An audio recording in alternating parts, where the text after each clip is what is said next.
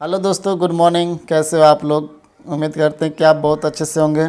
दोस्तों, मैं हूं सद्दाम हुसैन और आप देख रहे हैं सद्दाम ब्लॉग। सद्दाम ब्लॉग में आपका बहुत बहुत स्वागत है। दोस्तों, आज हम बात करने वाले हैं कि जब हमारे और आपके ऊपर संकट की घड़ी आई थी और जब अपने सब लोगों ने अपने जान बचाने के लिए अपने अपने घरों में अपने अपने जगह पे बंद थे, जब हमारे देश में सब 2020 मार्च में जब संपूर्ण लॉकडाउन लगा था, उस समय की बात है जब हम अपने घरों पे थे। उस समय में एक शख्स ऐसा था जो गरीब मज़दूर मज़लूमों की जान बचाने के लिए सड़क पे था। याद है ना दोस्तों, उस दिन जिस दिन थोड़ी सी कर्फ्यू में ढील देने की वजह से आनंद विहार बस अड्डे पे कितने सारे लोग जमा हो गए थे और इस उम्मीद में जमा हुए थे कि सरकार हमें बस मुहैया कराएगी और हम उस समय उस बस में चढ़ करके अपने अपने घरों तक पहुंच जाएंगे। लेकिन दोस्तों, ऐसा नहीं हुआ। सरकार की भी बहुत जिम्मेदारी होती है, उसका भी अपना रूल रेगुलेशन होता है, उसका भी अपना एक प्रोटोकॉल होता है।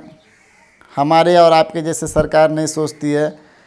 हम और आप सिर्फ़ और सिर्फ वन वे सोचते हैं, लेकिन सरकार के ऊपर बहुत ज़िम्मेदारी होती है, वो अपने हिसाब से काम करती है। बहरहाल, हम सरकार की बात करने के लिए यहाँ पे नहीं आए दोस्तों। हम उस इंसान के बारे में बात करने के लिए आए हैं जो अपनी जान की परवाह किए बगैर अपनी दौलत इस तरह से लुटाया और इस तरह से इंसानों की जान बचाया, जो वाकई उसको जितना भी धन्यवाद शुक्रिया अदा करें वो कम है। क्यों दोस्तों, मालूम है? एक होता है इंसान मदद करना और एक काम होता है तन मन धन से मदद करना। मदद करना एक अलग बात है। मदद आप किसी को 5-10 रुपये दिए, किसी को अनाज दिए, किसी को एक टाइम खाना खिला दिया, अपना जान का छुटकारा मिला, ये भी एक मदद है। लेकिन दूसरा उसी का रूप क्या है कि आप किसी को मदद करने के लिए अपने जान को जोखिम में डाल करके अपने धन और दौलत को इस तरह से पानी की तरह बहाया, जिस तरह से इंसान मतलब सोचता नहीं है। कोई भी इंसान एक बार ये काम करने से पहले और जो सिचुएशन था, जो समय था, उस समय के अनुकूल कोई भी इंसान ये परिस्थिति में काम करने से हिचकता था। मालूम है दोस्तों, उस समय मैं भी दिल्ली में था और अचानक से मतलब मार्च में मैं 18 तारीख को दिल्ली गया और 21 मार्च में शायद 22-23 तारीख से संपूर्ण लॉकडाउन की घोषणा कर दी गई, जो कि दिन संडे था। उसमें मैं भी एक कैंप में था और वहाँ पे कुछ प्रधान लोगों ने पूरी और सब्जी का व्यवस्था किया था, जो कि वहाँ पे बहुत सारा कैंप था। वहाँ पे कंस्ट्रक्शन का काम चल रहा था, करीब उसमें 600-700 मज़दूर थे। उस कैंप में प्रधान लोगों ने जब वो पूरी और सब्जी का व्यवस्था किया तो हमें ये आश्चर्य होता था कि सब लोग 500-600 आदमी जितने भी थे, सब अपने अपने प्लेट लेकर के और जितनी भी दूरी का प्रोटोकॉल दिया गया था उस दूरी पे इस कतार में जब लाइन में खड़ा होता था ना, तो वहाँ पे ये नहीं मालूम पड़ता था कि ये बिहार से है, ये बंगाल से है, ये झारखंड से है। दोस्तों, वहाँ पे सिर्फ़ और सिर्फ इंसानों की ज़ुबान पे यही था कि काश ऊपर वाला किसी को हमारे लिए फ़रिश्ता बना के भेजे जो हम लोग को मदद करे और हम लोग सही सलामत अपने गांव, अपने जन्मभूमि पे पहुंच जाएं। खैर दोस्तों, मैं इतना लंबा चौड़ा बात इसलिए बताया कि ताकि उस समय भी थोड़ा याद हो जाए। मैंने ये वीडियो बनाया सिर्फ़ और सिर्फ उस इंसान के लिए जो बहुत बहुत धन्यवाद के पात्र हैं। उसको जितने भी शुक्रिया अदा किया जाए कम है। वो सोनू सूद जी हैं जिन्होंने अपने पैसे को लॉकडाउन में सही जगह पे इस्तेमाल किया। जानते हो, पैसे तो ऐसे ऐसे आदमी हैं और ऐसे ऐसे बादशाह ने इस दुनिया से गुजरा है कि जिसके पास अरबों खरबों की संपत्ति है, लेकिन वो भी इस दुनिया से गुजर चुके हैं। बैंक बैलेंस ऐसे का ऐसे पड़ा रह गया। दोस्तों, जब ऊपर वाले ने आपको धन दौलत दिया ना, तो आप सही जगह इसकी यूज़ करो। उन्होंने सोनू सूद जी ने करके दिखाया। इतनी सारी गरीबों की मदद करना, जो बस का कतार लाइन में लगा दिया, बस और उसमें कोई बस उड़ीसा जा रहा है, कोई बस बिहार जा रहा है, कोई बस बंगाल जा रहा है।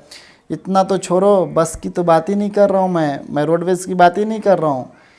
प्लेन से भी जो मज़दूर लोग अपने जीवन में कभी भी प्लेन पे नहीं चढ़ा था ना, उसको भी प्लेन पे चढ़ा करके गांव भेजा।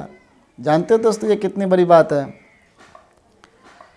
और विदेशों में भी जो आदमी बहुत सारा फंसा था, स्टूडेंट लोग जो पढ़ने के लिए गए थे विदेश, जो काम करने के लिए भी गए थे, कुछ आदमी ऐसे भी थे जिसका उसी दिन का टिकट था और वो एयरपोर्ट पे आए और अचानक से लॉकडाउन हो गया, फिर वो एयरपोर्ट पे ही रह गए। क्योंकि अपने देश में भी तो यही हुआ था, जो इंसान जहाँ है वहीं पे रुकने को बोला था, गवर्नमेंट की एक कॉल थी।